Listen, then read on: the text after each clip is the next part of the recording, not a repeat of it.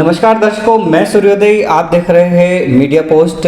आज हम बात करेंगे देवास मध्य प्रदेश के चर्चित हनी ट्रैप केस की, जिसने एक डॉक्टर की छवि को मिट्टी में मिला दिया। एक ही पैसे से जुड़े लोगों ने एक ऐसा षड्यंत्र रचा जिसमें ब्लैकमेलिंग, द्वेष भाव, जातिगत भेदभाव और अहम भाव को सर्वोपरि मानते हुए हनी ट्रैप की बिसात बिछाई गई। शतरंज की खेल की तरह इसको खेलने वाले मुख्य साजिशकर्ताओं ने एक ऐसा मोहरा चुना जो खुद हादसे का शिकार थी। हनी ट्रैप कांड जिसे 1 साल हो चुका है और क्या क्या मुख्य षड्यंत्रकारियों की और कई साजिशें सामने आई ये सब हम जानेंगे। तो हनी ट्रैप कांड जिसमें डॉक्टर पवन कुमार चलोरिया और उनके अस्पताल को टारगेट करते हुए यह कहानी रची गई। जोया खान जो इस घटना की मोहरा थी, गिरफ्तार हुई, जेल गई, फिलहाल जमानत पर रिहा है। लेकिन जो मुख्य षड्यंत्रकारी है वह अभी भी पुलिस की गिरफ्त से बाहर है। अब जो नई साजिशें रचने वाले हैं, क्योंकि इतना बड़ा कांड करने के बाद भी उनकी गिरफ्तारी नहीं होने से उनके हौसले बुलंद है और कई लोगों का तो मानना है कि उन्हें थाने से ही क्लीन चिट दे दी जाएगी। तो अपराधियों के हौसले और बुलंद हो जाते हैं जब उन पर कानून के रखवाले ही कृपा बरसाने लग जाते हैं। यहाँ वे अपराध करने के बाद खुद को निर्दोष साबित करने के लिए साम दाम दंड भेद सभी तरह के पैतरे अपनाते हैं। वैसे कई लोगों की सोच बदलकर उनकी कृपा रुपयों की खनक से प्राप्त की जा सकती है और शायद ऐसा ही कुछ हो रहा है इस हनी ट्रैप कांड में। घटना को घटित हुए 1 साल हो चुका है, लेकिन मुख्य षड्यंत्रकारी अभी भी पुलिस की गिरफ्त से बाहर है। जबकि जोया खान जो इस षड्यंत्र में शामिल है, उसने खुले और मीडिया के सामने स्पष्ट शब्दों में कहा है कि डॉक्टर महेंद्र गलोदिया, संतोष दबाड़े यही मुख्य आरोपी है और मुख्य साजिश करता है। लेकिन फिर भी उनकी गिरफ्तारी नहीं होना कहीं न कहीं कई नई साजिशों की ओर इशारा करती है। धारा 376 की धमकी के बाद डॉक्टर महेंद्र गलोदिया, डॉक्टर संतोष दबाड़े, कानूनी सलाहकार अनुराग शर्मा, राम प्रसाद सूर्यवंशी, इम्तियाज सिद्दीकी, कानूनी सलाहकार असलम गाजी, कानूनी सलाहकार Trilok Patidar, driver Kishan Prajapati, doctor Amit Choubey, doctor Amit Bhati द्वारा डॉक्टर पवन कुमार चलोरिया से 9 लाख रुपए लूटने में कामयाब हो गए। इतने रुपए लूटने के बाद भी इन कानूनी सलाहकारों द्वारा लगातार डॉक्टर पवन कुमार चलोरिया को धमकी और पैसे की मांग की गई। घटना के 2 महीने बाद 19 अगस्त 2022 को डॉक्टर पवन कुमार चलोरिया थाने पहुंचे, जहां देवास कोतवाली थाने में मनी एक्सटॉर्शन, हनी ट्रैप व अन्य धाराओं में जोया खान, डॉक्टर महेंद्र गलोदिया और डॉक्टर संतोष दबाड़े के विरुद्ध एफआईआर दर्ज करवाई। इस एफआईआर को हुए भी 10 महीने बीत चुके हैं, लेकिन इसके बाद भी केवल जोया खान की ही गिरफ्तारी हुई। लेकिन जो मुख्य षड्यंत्रकारी और साजिशकर्ता थे, डॉक्टर महेंद्र गलोदिया, डॉक्टर संतोष दबाड़े, इन लोगों की अभी तक कोई गिरफ्तारी नहीं हुई। इनसे केवल पूछताछ की जा रही है और अब तक की पूछताछ या अब तक की कार्यवाही से तो ऐसा ही लगता है कि थाने से ही इनको क्लीन चिट देने की तैयारी है। और इसी कारण और ये दोनों मुख्य षड्यंत्रकारी अप्रत्यक्ष या प्रत्यक्ष रूप से डॉक्टर पवन कुमार चलोरिया को डराने, धमकाने और जान से मारने की धमकी भिजवा रहे हैं। इसके साथ ही उनके हॉस्पिटल को भी बंद कराने की पुरजोर कोशिश कर रहे हैं। जोया खान 16 मई 2023 को मीडिया के सामने स्पष्ट रूप से कहती है कि उसके अन्य साथी जो मुख्य षड्यंत्रकारी है, उनकी गिरफ्तारी क्यों नहीं हुई, जबकि उनके विरुद्ध भी आईपीसी 120, 384, 388 और 389 के तहत अपराध पंजीबद्ध हुआ है।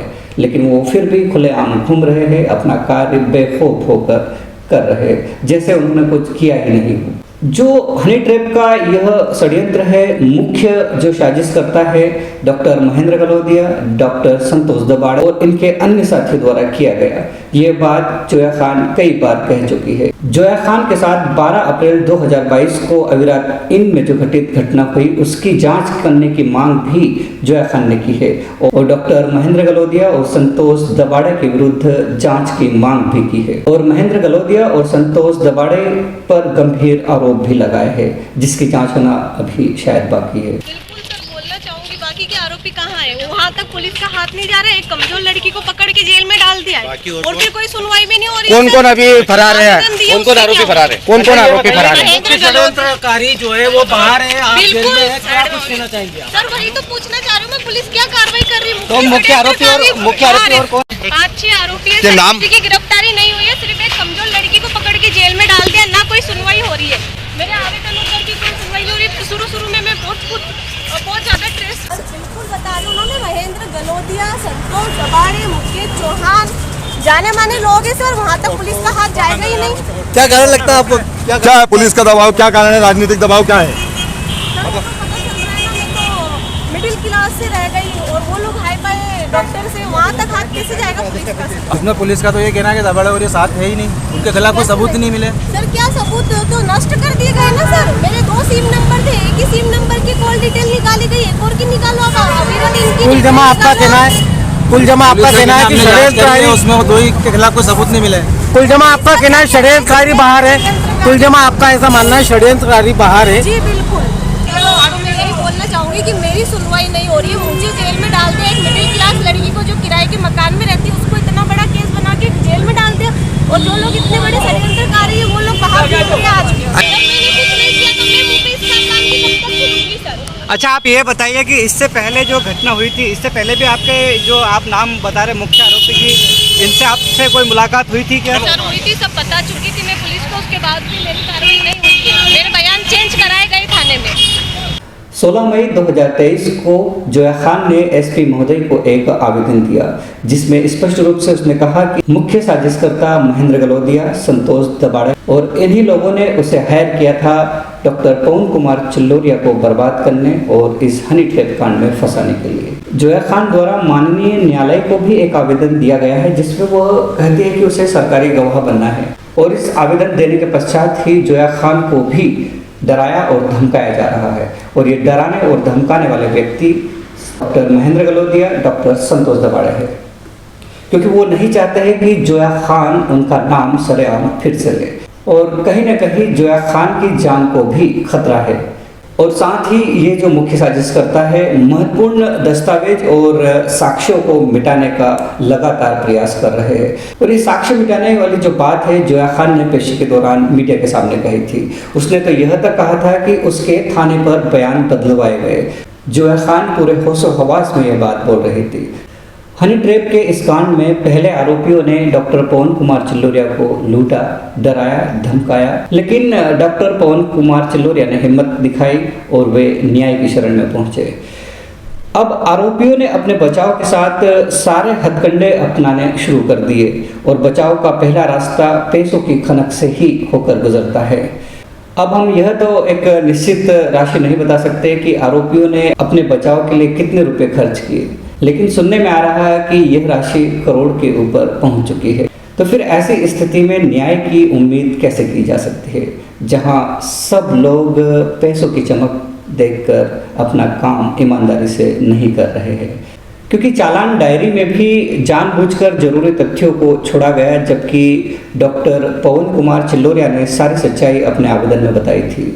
10 मार्च 2023 को सिटी कोतवाली देवास में डॉक्टर पवन कुमार चिल्लोरिया ने चालान डायरी में जरूरी दस्तावेजों की कमी को पूरा करने के लिए आवेदन किया और इसके बाद ही कोर्ट ने भी पुलिस से ये जरूरी दस्तावेज उपलब्ध कराने की मांग की है, जिन्हें पुलिस अभी तक जमा नहीं करा पाई है।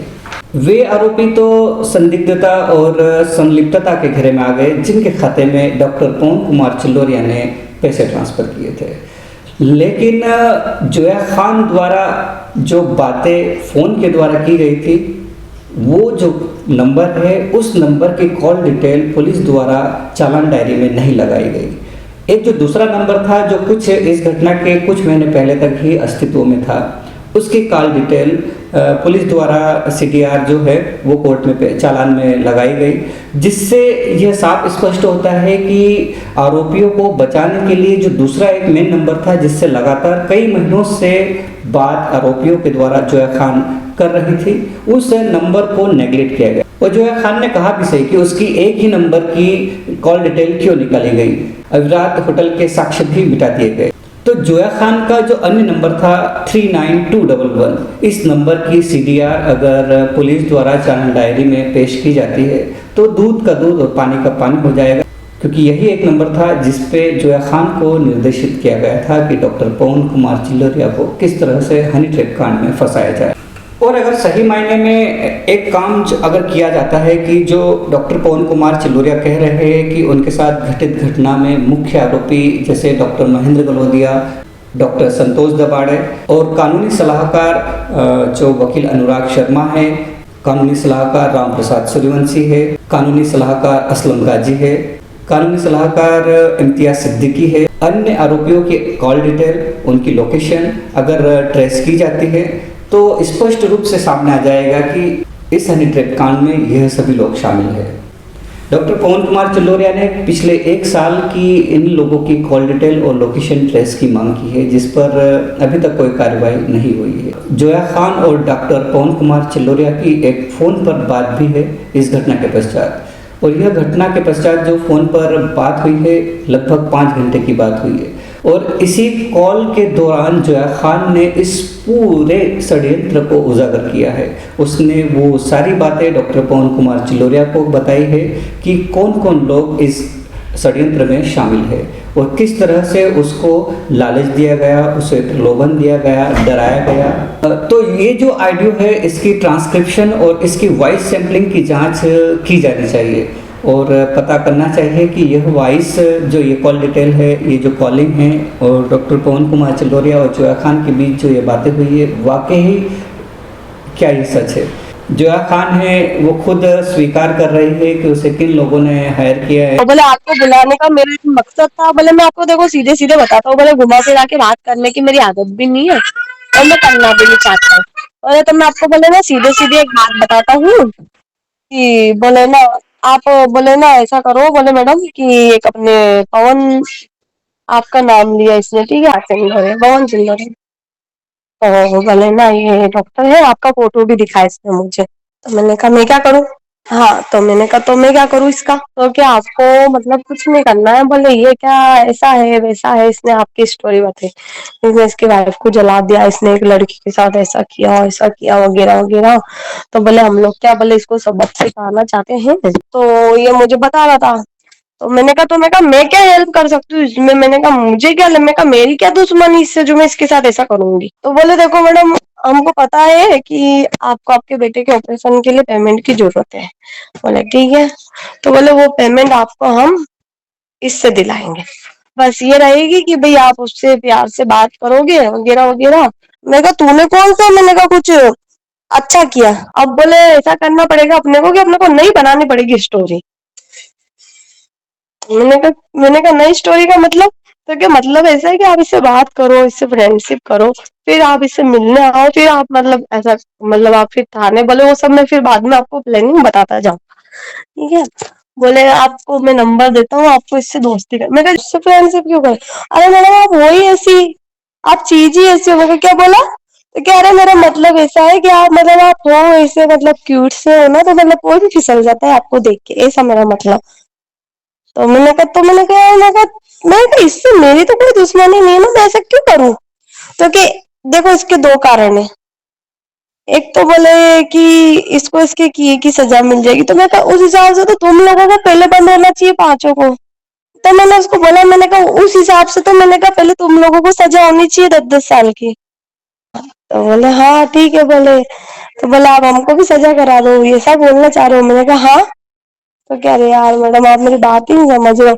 मैंने कहा ऐसा है कि मैं कहा मेरे को ऐसे फालतू बात करने के लिए बुलाया था क्या? मैं कहा मैं तो उठ गई थी। मैंने कहा मेरे को ना तो करना है ना मेरा कोई लेना देना। मैं कहा मैं जानती नहीं पवन को, मैं कहा मुझे इससे क्या काम है? मैंने कहा मैं क्यों करूँ इसके साथ ऐसा? हाँ, मैंने कहा ना मेरा उसको कोई लेना ना देना। मैंने कहा मैं उसके साथ ऐसा क्यों करूंगी? मैं कहा मेरा कोई पैसा थोड़ी ना ये काम। इन्होंने कहा था मुझसे 20 लाख रुपए दिलाएंगे आपको। हाँ, बोले वो नहीं देगा तो हम देंगे, बोले एफआईआर कटेगी तो एफआईआर कटा देना, बोले आप तो बोले हम दे देंगे आपको तो पैसा। तो मैं आपके नंबर लेके आ गई थी। महेंद्र ने मुझे कहा था कि मुझे पूरा वीडियो चाहिए, हाँ पूरा वीडियो चाहिए मुझे आप दोनों का। नहीं मैं, हाँ तो वो जाते हैं। अनुराग ने भी मुझसे, पता है, जैसे उसने बोला था ना मुझे कि यार वीडियो बनाना है, वीडियो बनाना है, वैसे ही मेरे को ना अनुराग ने भी सबसे पहले यही पूछा, वीडियो है ना आपके पास में। मेरे से देखो बात तो सिर्फ एक यही करता था महेंद्र, बाकी इससे बात है ना बराबर कंटिन्यू कॉल आते रहते थे, एक तो उसके अमित चौबे के और एक संतोष के।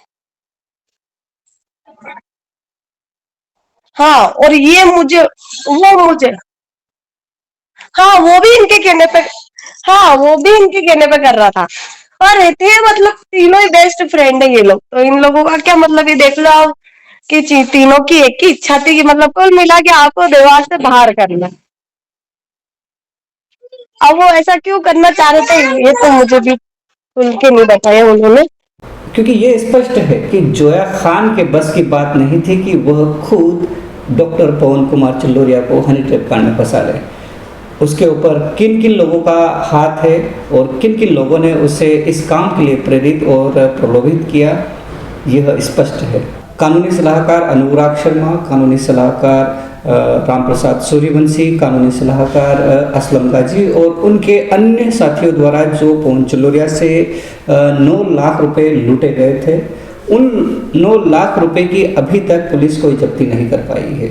तो यह भी एक सोचने वाली बात है कि 10 महीने बीत चुके हैं लेकिन अभी तक वो 9 लाख रुपए पुलिस जब्त नहीं कर पाई है, जिसकी मांग डॉक्टर पवन कुमार चंदोरिया द्वारा लगातार की जा रही है। आरोपी जोया खान और आरोपी अनुराग शर्मा का भारतीय साक्ष्य अधिनियम की धारा 27 का मेमोरेंडम भी चालान डायरी में संलग्न होना चाहिए और न्यायालय द्वारा 6 मई 2023 को इस हेतु आदेश भी जारी हो चुके हैं। हनी ट्रैप, ब्लैकमेलिंग और मनी एक्सट्रैक्शन के इस अपराध में अन्य व्यक्ति वकील रामप्रसाद सूर्यवंशी, वकील असलम गाजी, वकील इम्तियाज सिद्दीकी, वकील त्रिलोक पाटीदार, डॉक्टर अमित चौबे और डॉक्टर अमित भाटी भी सह आरोपी है, जिनका नाम सह अभियुक्त के रूप में जोड़ने के संबंध में 17 अक्टूबर 2022 व 11 मार्च 2023 को TICT कोतवाली को भी आवेदन डॉक्टर पवन कुमार चंदोरिया दे चुके हैं। डॉक्टर पवन कुमार चंदोरिया ने बताया है कि जब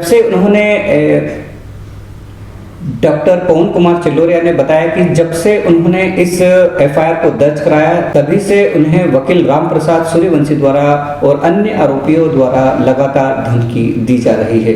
रामप्रसाद सूर्यवंशी द्वारा सोशल मीडिया पर ऑफिशियली ऑन रिकॉर्ड उन्हें झूठे दुष्कर्म के केस में फंसाने की धमकी दे रहे हैं। तो अभी तक तो इस सारी जानकारी से, इस कहानी की जो मुख्य तथ्य है, इससे आप जान गए होंगे कि मुख्य षड्यंत्रकारी कौन है। एक बार और आपको मैं बता दूं कि मुख्य षड्यंत्रकारी डॉक्टर महेंद्र गलोदिया, जो डॉक्टर पवन कुमार चंदोरिया को झूठे दुष्कर्म के केस में फंसाना चाहता था और उसी के लिए उसने पूरा ये खेल रचा और इसी सपने को पूरा करने के लिए उसने जोया खान को हायर किया, उसे पैसों का लालच दिया और उसकी मजबूरी का फायदा उठाया और भीलवाड़ा से राजस्थान बुलाकर हनी ट्रैप में फंसाने का षड्यंत्र रचा। डॉक्टर महेंद्र गलोदिया का यह प्लान फेल हो गया लेकिन वो नहीं मानने वाले थे। उन्होंने फिर भी जोया खान को मजबूर किया और डॉक्टर महेंद्र गलोदिया का यह प्लान पूरी तरह से फेल हो गया जब डॉक्टर पवन कुमार चंदोरिया ने इनके खिलाफ FIR दर्ज करवा दी। लेकिन कहानी यहाँ खत्म नहीं होती। इसके बाद जो षड्यंत्र और रचे गए उसमें शामिल थे रामप्रसाद सूर्यवंशी और डॉक्टर महेंद्र गलोदिया ने जो सपना देखा था उसको पूरा करने के लिए रामप्रसाद सूर्यवंशी ने जैसे ठेका ले लिया और फिर इसके बाद शुरू होते हैं रामप्रसाद सूर्यवंशी के नए षड्यंत्र। तो रामप्रसाद सूर्यवंशी का इस हनी ट्रैप कांड में क्या रोल है और वो किस तरह से इन्वॉल्व हुए और उनकी क्या भूमिका है, यह भी हम आपको बता रहे हैं। तो हनी ट्रैप के तहत 20 जून 2022 को रात 10 बजे के लगभग वकील रामप्रसाद सूर्यवंशी अपने कोर्ट परिसर में स्थित चैम्बर में डॉक्टर पवन कुमार चंदोरिया को बुलाते हैं और यहाँ पर उनसे 50 लाख रुपए की मांग करते हैं। जब वकील रामप्रसाद की 50 लाख रुपए की डिमांड को पवन कुमार चंदोरिया द्वारा नहीं माना गया तो रामप्रसाद सूर्यवंशी ने हनी ट्रैप के अन्य आरोपियों और ब्लैकमेलरों के साथ मिलकर पैसे देने का दबाव बनाया और झूठे रेप केस में फंसाने की धमकी दी। वैसे तो फरियादी के साथ घटी ब्लैकमेलिंग व मनी एक्सटॉर्शन की घटना को रामप्रसाद सूर्यवंशी को रोकना था, लेकिन रामप्रसाद सूर्यवंशी इसके उलट मूल रूप से षड्यंत्रकारी और ब्लैकमेलिंग गैंग से सांठगांठ करके स्वयं ब्लैकमेलिंग और मनी एक्सटॉर्शन करने लगे। एक वरिष्ठ अधिवक्ता जो कि बार एसोसिएशन के अध्यक्ष है, उन पर यह आचरण अच्छा नहीं लगता और ईमानदारी के विपरीत है। वकील रामप्रसाद का उक्त कृत्य अनैतिक व षड्यंत्रकारी होकर एडवोकेट एक्ट के सेक्शन 35 के तहत परिभाषित प्रोफेशनल मिसकंडक्ट पेशेवर कदाचार की श्रेणी में आता है। तो पैसे वसूलने की ये घटना हुई और पैसे किस किसने वसूले ये हम आपको बता रहे हैं। 20 जून 2022 से 23 जून 2022 के बीच जो वकील अनुराग शर्मा है, ये डॉक्टर पवन कुमार चलोरिया से 9 लाख रुपए लूटने में कामयाब हो गए। 24 जून को रुपये के बंटवारे को लेकर वकील रामप्रसाद ने अनुराग शर्मा को मारा भी था, ऐसा डॉक्टर पवन कुमार चलोरिया कह रहे हैं और 2.5 लाख रुपए नगद लिए। वकील असलम गाजी ने भी 25 जून को अनुराग शर्मा से 63,000 रुपए लिए। वकील अनुराग शर्मा ने जो रुपए डॉक्टर पवन कुमार चलोरिया से लिए थे, उसमें से दोनों वकीलों 50-50 हजार रुपए के चेक दिए, जिसको 17 अगस्त 2022 को असलम गाजी और वकील रामप्रसाद सूर्यवंशी ने अपने बैंक खातों में प्राप्त किए। इस तरह से दोनों ने मिलकर जो अनुराग शर्मा है उससे 4,13,000 रुपए प्राप्त कर लिए। तो कहीं ना कहीं ये पैसे ऑन रिकॉर्ड आरोपियों के खाते में भी आए और इसीलिए इन्होंने इस पैसे के लेन देन को छुपाने के लिए झूठी कहानी भी रची, जिसके तहत यह कहा गया कि 20 जून 2022 को वकील रामप्रसाद ने डॉक्टर पवन कुमार चलोरिया को 3 लाख रुपए और वकील असलम गाजी ने 13,000 रुपए उधार दिए ताकि डॉक्टर पवन कुमार चलोरिया जोया खान को दे सके। और फिर 24 और 25 जून को वही रुपए दोनों वकीलों ने अनुराग शर्मा से वसूला। तो यह बात सोचने वाली है कि डॉक्टर पवन कुमार चलोरिया रामप्रसाद सूर्यवंशी से और असलम गाजी से पैसे उधार लेने क्यों जाएंगे, जबकि उस समय उनके खाते में ही लाखों रुपए रखे हुए थे। यदि पैसे रामप्रसाद और असलम गाजी से लिए तो वो अनुराग शर्मा को पैसे क्यों वापस करेंगे। और यही एक झूठी कहानी का पहला सबूत है कि कहीं न कहीं इस पैसे को छुपाने के लिए और इस बात को छुपाने के लिए झूठी कहानियाँ ये लोग मनगढ़ंत रूप से गढ़ रहे हैं, जो स्पष्ट रूप से साफ दिखता है कि ये कहानी झूठी ही है। और अगर मान भी लिया जाए कि डॉक्टर पवन कुमार चलोरिया ने असलम गाजी और जो रामप्रसाद सूर्यवंशी है उससे नगद रुपए जोया खान को देने के लिए उधार लिए, तो जोया खान ने भी कोर्ट में एक हलफनामा दिया है कि उसको कोई रुपए प्राप्त नहीं हुए हैं। अनुराग शर्मा ने अग्रिम जमानत पाने के लिए जो कहानी गढ़ी उसकी जांच अगर की जाए तो दूध का दूध और पानी का पानी हो जाएगा। दिनांक 17 अगस्त 2022 की रात को 11 बजे के करीब वकील रामप्रसाद सूर्यवंशी ने फिर से डॉक्टर पवन कुमार चलोरिया को फोन किया और बोला कि तू अभी कोर्ट में मेरे चैम्बर में आकर मुझसे मिल। तो डॉक्टर पवन कुमार चलोरिया ने बोला कि इस समय मैं बाहर हूँ। बस इतना कहने के बाद ही रामप्रसाद सूर्यवंशी द्वारा डॉक्टर पवन चलोरिया को अश्लील गालियाँ दी गई और बोला कि मुझे अभी 5 लाख रुपए अर्जेंट लाके दे। वकील रामप्रसाद सूर्यवंशी द्वारा 22 अगस्त 2022 को रात में डॉक्टर पवन कुमार चलोरिया को व्हाट्सएप पर पर्सनल मैसेज किए और डॉक्टर पवन कुमार चलोरिया को धमकी दी कि वह उसके साथियों से समझौता कर ले, वरना इसका खामियाजा अच्छा नहीं होगा। तो कहीं ना कहीं जो झूठे रेप केस में फंसाने की धमकी लगातार डॉक्टर पवन कुमार चलोरिया को मिल रही थी। इस तरह से एक बात और जो क्लियर होती है कि 26 अगस्त से 28 अगस्त के बीच वकील रामप्रसाद सूर्यवंशी, वकील अनुराग शर्मा और असलम गाजी भीलवाड़ा गए थे और यहाँ पर उन्होंने प्राप्त जानकारी के अनुसार जो जोया खान ने बताया डॉक्टर पवन कुमार चलोरिया को कॉल पे, उसमें उसने कहा कि उसे डराया और धमकाया गया था। तो यहाँ उसे भीलवाड़ा राजस्थान पर इतना डराया और धमकाया गया और यह साफ शब्दों में कहा गया कि अगर पुलिस उसे जोया खान को गिरफ्तार कर लेती है तो आरोपियों ने उसे इतना डराया था और ये कहा था कि वह उन लोगों का नाम बिल्कुल ना ले। और अगर इस बात की पुष्टि हो जाए कि ये तीनों लोग जोया खान के घर गए थे तो इसकी टावर लोकेशंस, तो इन लोगों की टावर लोकेशन से इस बात की पुष्टि हो सकती है, जो कि पुलिस के लिए काफ़ी है। जोया खान ने पेशी के दौरान कई बार इन लोगों के नाम लिए, लेकिन फिर भी जाने क्यों इन लोगों को मुख्य आरोपी पुलिस नहीं मान रही है।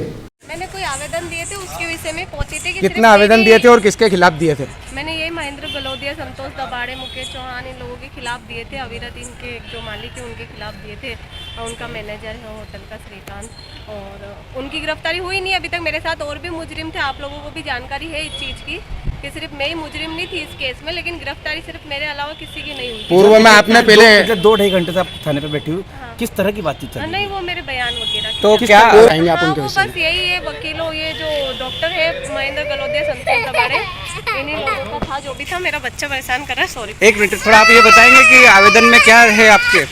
आवेदन में यही है कि मैं यही चाहती हूँ कि इंसाफ हो। तो इन सब बातों से स्पष्ट रूप से जाहिर होता है कि कहीं ना कहीं ये लोग इस हनी ट्रैप कांड के मुख्य षड्यंत्रकारी है।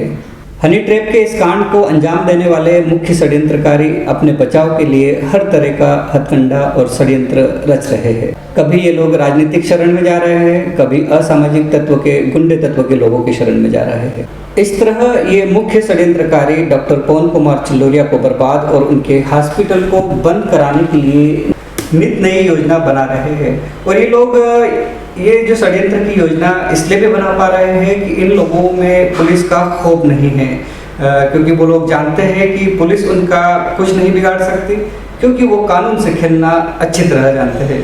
फिर भी डॉक्टर पवन कुमार चिल्लोरिया न्याय की उम्मीद में है। देखते हैं आगे होता क्या है। बने रहिए हमारे साथ। आप देख रहे हैं मीडिया पोस्ट, मैं सूर्योदय। नमस्कार। बात सबके हित की, कुछ सस्पेंस, कुछ रोचक, कुछ ज्ञानवर्धक, कुछ उत्साहवर्धक, खबर की खबर, सब कुछ है यहाँ पर। ये सब देखें हमारे YouTube channel media post services पर। अभी सब्सक्राइब करें।